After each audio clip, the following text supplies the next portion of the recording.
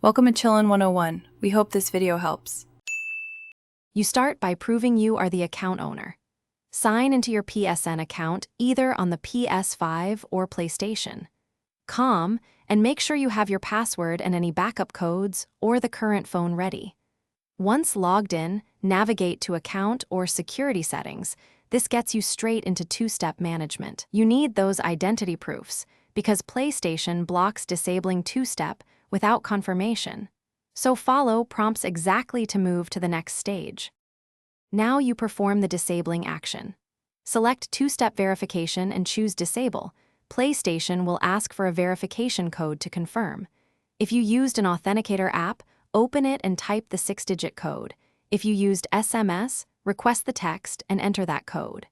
After entering the code, you'll also re-enter your account password to finalize changes.